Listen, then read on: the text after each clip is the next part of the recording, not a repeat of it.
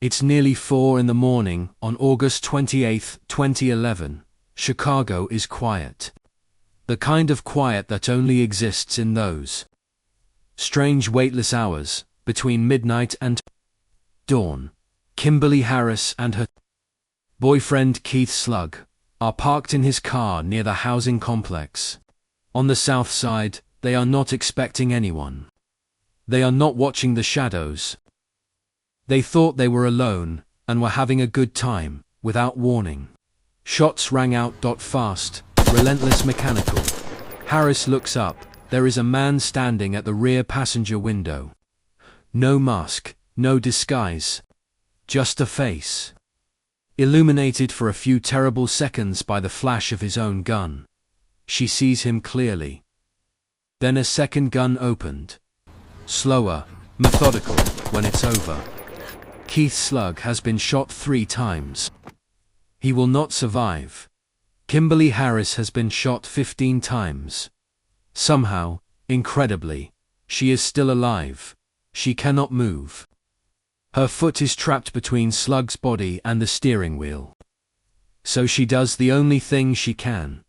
She uses her foot to press the horn, and she holds it. When police and paramedics arrive, Kimberly Harris is barely conscious, but completely coherent about one thing. She knows who shot her. She tells the first officer on scene. Then the paramedics. Then a second officer. Then a detective. Over and over, without hesitation, without variation. His name is Demarius, nicknamed Debo. He's from the housing complex. She'd had known him for 15 years. She said her view of him had been clear and unobstructed. 4 to 5 feet away.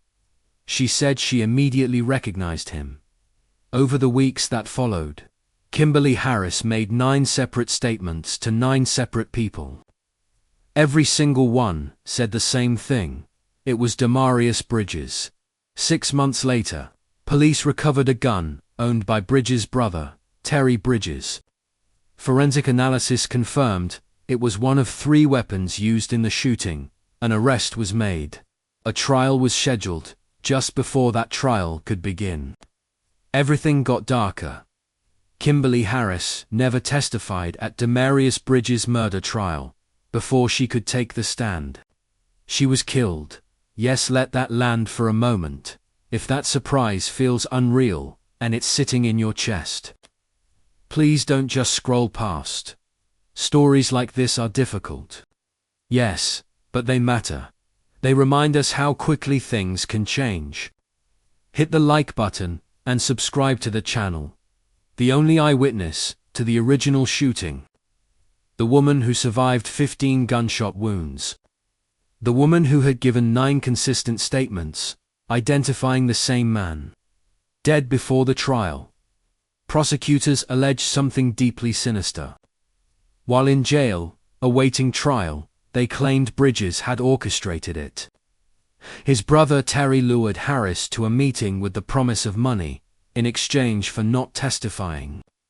A third man, Terrell Lewis, carried out the killing. Bridges was charged with Harris murder. Separately, he was acquitted of that charge in a bench trial. But the trial judge in the original shooting case wasn't finished. She found, by a preponderance of the evidence, meaning more likely than not, that Bridges had arranged for Harris to be absent from trial. And under a legal doctrine called forfeiture by wrongdoing. A principle that essentially says, you cannot benefit from silencing the person you silenced. Every single statement Harris had ever made was admitted into evidence. Her words from that parking lot. Her video recorded statement. Her grand jury testimony. All of it came in. All of it went before the jury.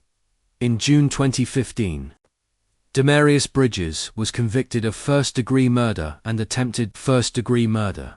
He was sentenced to 55 years for the murder, 35 years for the attempted murder, consecutive, back-to-back, 90 years in total. He was going to be an old man if he ever left prison at all.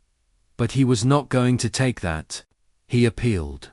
Bridges appealed his conviction, the usual way, challenging how certain statements were admitted, arguing about hearsay rules, raising procedural points. The appellate court wasn't persuaded. Convictions affirmed. Sentences stand. But Bridges wasn't done. In 2021, 6 years after his trial, now represented by post-conviction counsel, he filed something different. A post-conviction petition. A last resort legal mechanism in Illinois that allows a prisoner to raise constitutional violations that couldn't be properly challenged at trial. The argument he raised wasn't about Harris's statements. It wasn't about forfeiture by wrongdoing. It wasn't about the gun. It was about a witness who was never cross-examined. Here is the argument. In plain English, the entire prosecution rested on one person's identification. One eyewitness. One woman who looked up from a car at nearly 4 in the morning. In a dimly lit parking lot, under attack, amid gunfire. And said that's Demarius Bridges. Bridges claimed his lawyer should have called an expert. A scientist. Someone who could have sat in that witness box and explained to the jury what decades of psychological research tells us about eyewitness memory. And why it is, frankly, far less reliable than we instinctively believe. He even had the report to back it up. Dr. Jeffrey R. Loftus, Emeritus Professor of Psychology at the University of Washington, one of the leading experts in the world on human perception and memory, reviewed the case and prepared a detailed analysis. What would he have told the jury? A witness under attack focuses on surviving, not observing. The brain, flooded with adrenaline and terror, is not cataloging faces. It is calculating escape routes. Low lighting doesn't just make things harder to see. It specifically impairs the brain's ability to detect fine detail. The exact kind of detail needed to accurately encode someone's appearance when a weapon is present. Human beings have an almost involuntary tendency to focus on the weapon, not the person holding it. The gun. This is called the weapon focus effect, and it is one of the most robustly replicated findings in eyewitness research. And perhaps most importantly, the more times Harris was shown photos of Bridges in lineups and asked to confirm her identification, the more her memory would have solidified around that image. Not because she was lying, but because that is simply how human memory works. It is not a video recording. It is a reconstruction. And every time you reconstruct it, the reconstruction becomes the memory. Bridges said my lawyer should have called this expert.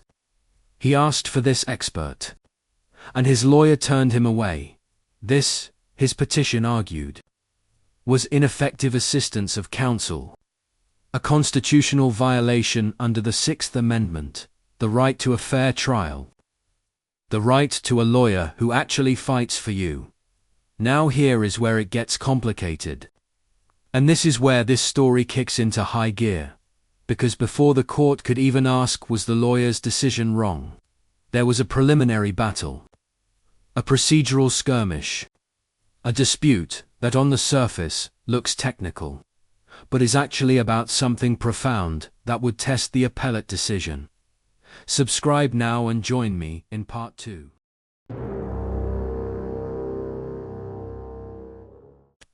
The state's argument was brutal in its simplicity. You had your chance. You appealed this conviction in 2019. You raised arguments. You could have raised this eyewitness expert argument. At the same time, you didn't. You can't bite the cherry twice. Too late. Forfeited. Think of it like this. Imagine you're playing chess, and you have a knight on the board. You choose not to move it. Later, after you've lost the game, you say, wait. I should have moved that knight. The rules of chess don't let you replay the move. The rules of law Similarly, generally don't let you raise an argument you could have raised earlier, but chose not to. This is called forfeiture. The state's argument was eyewitness expert testimony has been legally available as a defense strategy since 1990, several decades before Bridges' 2015 trial. Any competent appellate lawyer could have raised this testimony. It was sitting right there on the face of the trial record. But Bridges' legal team had a countermove. Yes, they said. The legal theory of eyewitness expert testimony existed. But the specific expert didn't exist in the trial record. The specific report didn't exist. The specific science applied to the specific facts of this specific case, none of that existed. Because the trial lawyer never retained anyone. And here is the crucial point. You cannot argue on direct appeal that a lawyer should have called a witness without being able to show what that witness would have actually said. If Bridges had raised this argument in his 2019 appeal, without Dr. Loftus' report, the appellate court would have said it was too speculative. You haven't shown who this expert is, what they would testify, why it would matter. Prejudice not established. The argument would have been dead on arrival. And he'd have used up his one shot at making it. The only way to make this argument properly, with teeth, with substance, with a real chance of succeeding, was to do what he did. Hire the expert first, build the record, then bring it through the post-conviction process. Note that this type of experts are only speaking to the science and not in favor of the accused, even if retained by them. The Illinois Appellate Court, 1st District, 4th Division, delivered its opinion on March 26, 2026. And here is where this story gets genuinely surprising. Because the ruling goes both ways. Part 1 of the twist. Bridges wins the procedural argument. The court sided with Bridges on forfeiture, decisively. Justice Quish, writing for the court, drew a clear line between two types of ineffective assistance claims. In plain terms, you cannot forfeit an argument you had no real ability to make. The forfeiture doctrine is a rule of fairness, and it would be unfair, profoundly unfair, to bar a prisoner from raising a legitimate constitutional claim simply because the evidence needed to properly raise it didn't exist. Yet, round 1 to Bridges. Do you think he won at the end? The court then turns to the actual substance of the ineffective assistance claim. And here, the same meticulous logic that helped Bridges on the procedural point works against him on the substance to win an ineffective assistance claim. A defendant must clear 2 hurdles. Hurdle 1. Deficiency. Prove that your lawyer's performance fell below an objective standard of reasonableness. Not just different from what another lawyer might have done.